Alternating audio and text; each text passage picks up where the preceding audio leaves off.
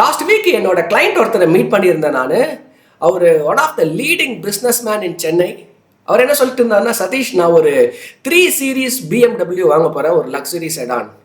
அதோட விலை பார்த்தீங்கன்னா 50 லட்சம் ரூபாய் ஆகும் அது. ஸோ என்ன கேஷ் ரெடி பண்ணிட்டீங்களா, எப்படி நீங்கள் ஃபுல் கேஷ் கொடுத்து வாங்குறீங்களா, இல்லை ஏதாவது லோன் ஏதாவது போகிறீங்களா, இஎம்ஐ எவ்வளோ வருதுன்னு கேட்டதுக்கு நான் இன்னும் அதை பற்றி நான் பெரிய தாட் ப்ராசஸ் பண்ணல. பட் நிச்சயமாக நான் கேஷில் போகல, இஎம்ஐயில் தான் போகிறேன். பட் கொஞ்சம் கேஷ் அரேஞ்ச் பண்ணுறதுக்கு கொஞ்சம் லேட் ஆகிட்டு இருக்கு, கொஞ்சம் டிஃபிகல்ட் இருக்குது, சேலஞ்சஸ் இருக்குது. பட் கார் வாங்குறது உறுதி, ஒரு 3 சீரீஸ் வாங்கிடலான்னு இருக்கேன்.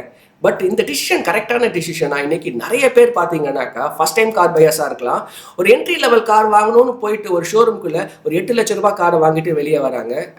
அப்படின்னு பார்த்தீங்கன்னாக்கா இந்த வீடியோவில் வந்து நிறைய பேருக்கு இந்த கன்ஃபியூஷன் இருக்குது. இதை தான் உங்ககிட்ட எக்ஸ்பிளைன் பண்ண போகிறேன். எந்த அளவுக்கு நீங்கள் காரை வாங்கலாம், எந்த காருக்கு நீங்கள் செலவு எவ்வளோ பண்ணலாம், உங்களுக்கு personal finance, mutual fund investing, stock investing, recommendation, advisory வேணும்னா இந்த நம்பருக்கு கால் பண்ணுங்கள். அண்ட் இந்த வீடியோவை பார்த்துட்டு இருக்கீங்கன்னா please click the like button. சரிங்க, இந்த கார் வாங்குறது எப்படி நம்ம கால்குலேட் பண்ணணும், எந்த அளவுக்கு நம்ம வந்து ஸ்பெண்ட் பண்ணலாம் கார்லன்னு பார்த்தீங்கன்னா இது ஒரு காமன் சென்ஸ் தான். ஒரு ரூல் இருக்குங்க, 24-10 அப்படி தான் இந்த ரூல் பேர் இது. ஸோ ரூல் நம்பர் 1 பார்த்தீங்கன்னா 20 அப்படின்னாக்கா நீங்கள் ஒரு கார் வாங்குறீங்கன்னாக்கா உங்களோட பேக்கெட்லேருந்து 20% டவுன் பேமெண்ட்டை நீங்கள் தான் கட்டணும். இன்னைக்கு நிறைய ஃபர்ஸ்ட் டைம் பையர்ஸ் என்ன பண்ணுறாங்க, காரோட விலை 7 லட்சம் ரூபாய்னா அந்த என்டையர் 7 லேக்ஸையுமே அவங்க லோனில் எடுத்துடுறாங்க. அந்த 7 லேக்ஸ்க்கு இஎம்ஐ கட்டுறாங்க. It's a bad idea. ஏன்னா கார் ஒரு டிப்ரிஷியேட்டிங் அசட்டுங்க. நீங்கள் 20% கூட இல்லாமல் வாங்கினீங்கன்னா உங்களோட டென்யூர் எக்ஸ்டெண்ட் ஆகிடும். நீங்கள் சம்பாதிக்கிற காசு எல்லாம் ஒரு டிப்ரிஷியேட்டிங் அசட்டுக்கே போகிற மாதிரி இருக்கும். That's a very wrong idea. So first rule tick. சரி, செகண்ட் ரூல் பார்த்தீங்கன்னாக்கா 4. அது என்ன 4னாக்கா உங்களோட கார் லோன் இஎம்ஐ 4 வருஷத்துக்கு கம்மியாக இருக்கணும்.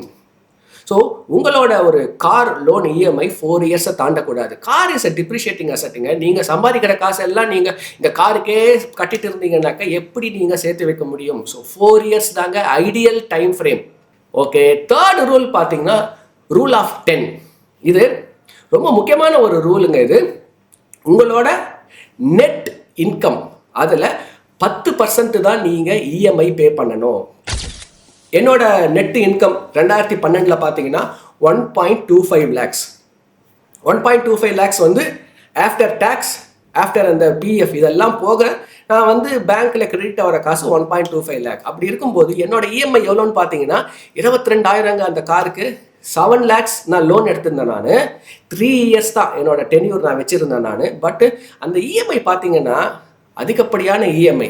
ஸோ 10% தான் இருக்கணும். ஆனால் நான் கட்டிட்டு இருந்த பர்சன்ட் என்னோட இஎம்ஐ வெர்சஸ் நெட் இன்கம் பார்த்தீங்கன்னாக்கா 17% வந்துடுச்சு. It was a very wrong choice. ஏன்னா என்ன பண்ணுறேன், நான் சம்பாதிக்கிற காசில் நிறைய காசு எடுத்துகிட்டு போயிட்டு நான் கார் அப்படின்ற டிப்ரிஷியேட்டிங் அசெட்டில் போடுறேன். 10% தான் கட்டணும். பட் நான் என்ன பண்ணிட்டு இருக்கேன், 17% இருக்குன்னு கட்டிட்டு இருக்கேன். It is a wrong choice அது.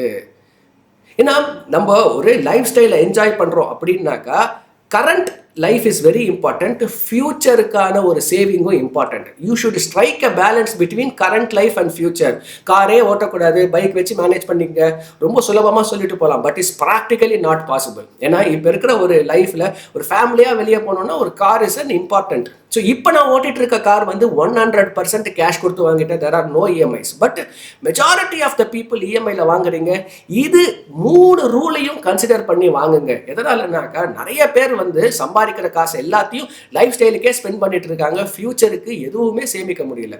அதுக்கே ரொம்ப அவங்களுக்கு 10% சேவிங்கே ரொம்ப கஷ்டமாக இருக்குது. ஐடியலாக என்ன பண்ணணும்னா அவங்க சம்பாத்தியத்தில் 20% சேவ் பண்ணணும். பட் இப்போ இருக்கிற ஒரு டைம் ஃப்ரேமில் 10% சேவ் பண்ணுறதே கஷ்டமாக இருக்குது. Please understand this thing.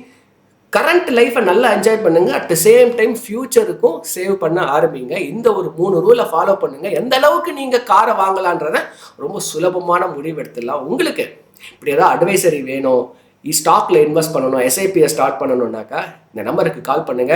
And இந்த கண்டென்ட் பிடிச்சிருந்ததுன்னா please click the like button. என்னோட free WhatsApp group and free demat and free mutual ஃபண்டுக்கான லிங்க் டிஸ்கிரிப்ஷனில் இருக்கு. ஸோ கனெக்ட் பண்ணுங்க, உங்கள் வெல்த் ஜேர்னியை எங்கள் கூட ஸ்டார்ட் பண்ணுங்க. Stay tuned.